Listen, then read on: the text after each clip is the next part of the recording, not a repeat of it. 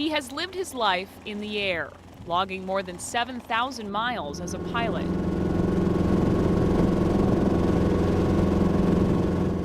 You always knew that you wanted to fly? Yes, always. Wanted to fly and knew I would always be flying, and it wasn't until I worked for Bell Helicopter that I decided it would be primarily helicopters. This is one of the aircraft we use in our flight school. And he's taught hundreds of others to follow their own flight dreams. Do you see a little bit of yourself in a lot of these students? Yep, at times I do. People that, have a natural aptitude for it, and people that just love doing it.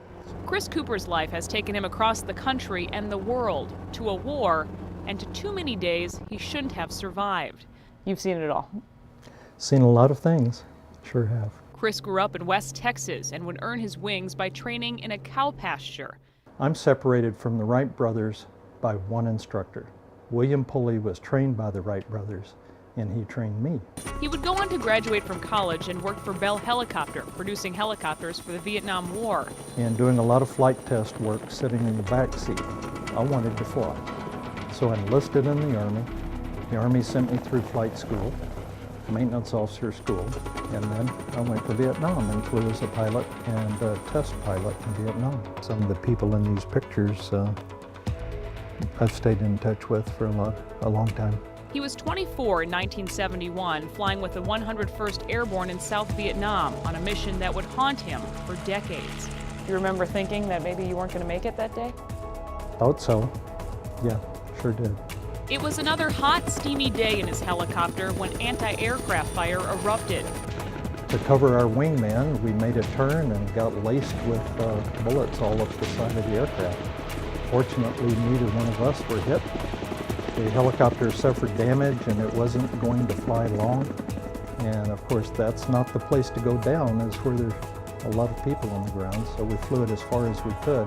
The helicopter had a broken oil line to the transmission. Bell Helicopter says that transmission should fly for 10 minutes without any lubrication. I'm here to testify it flies for 13 minutes. Chris would land on top of a hill when the chopper started to seize and spin. Then it began to roll. Got to the top of the hill. Of course, we'd been screaming on the radio the whole time that we're going down in our location.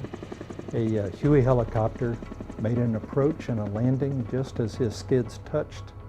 Without breaking stride, we dove into the passenger bay of the helicopter and off we went. This is the helicopter that rolled down the hillside, showing the transmission broken, and here you can see the plexiglass broken out where it was laying on its side. So the Army would issue Chris a new helicopter as soon as he got back to base. He'd be back flying in the same spot that same day. They wanted to award me a Purple Heart, and I refused it. I said, I didn't get shot, I just got scratched getting out of the wrecked helicopter. His tour in Vietnam lasted a year. Chris stayed in the National Guard testing missile systems before taking a job in Alaska. We modernized lighthouses by moving equipment out to the lighthouse that would automate it and replace people.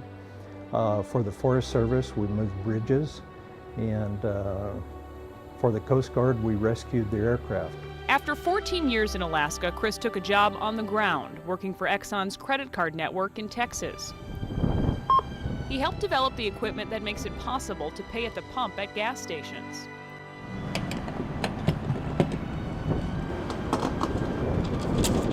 That job would eventually lead him to Minnesota, where doctors would soon deliver the worst news of his life.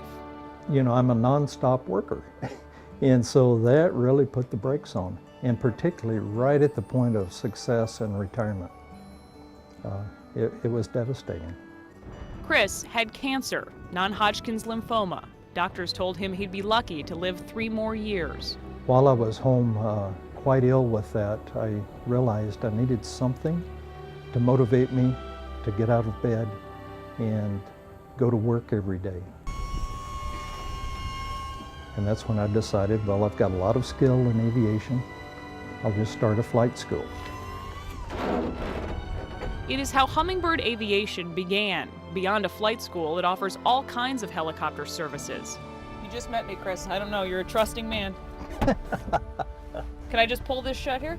Chris planned to be the instructor and pilot. Soon he was hiring more pilots and getting more helicopters. It was so successful.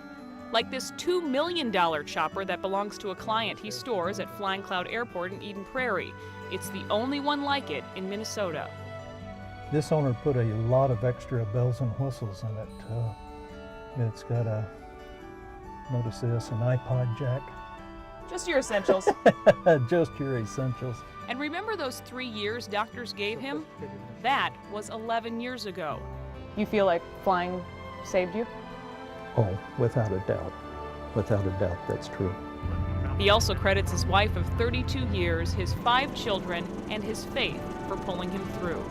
I've been a Christian all my life, but this has really put us through the ringer. And always we have the faith to fall back on. It's been really important. The aircraft loves to fly into the wind like this. Chris says it's a blessing to be able to do what he loves each day. It is a life he knows he is lucky to have, and why he will spend the rest of it passing on what he's learned to others with their own aspirations of living in the air.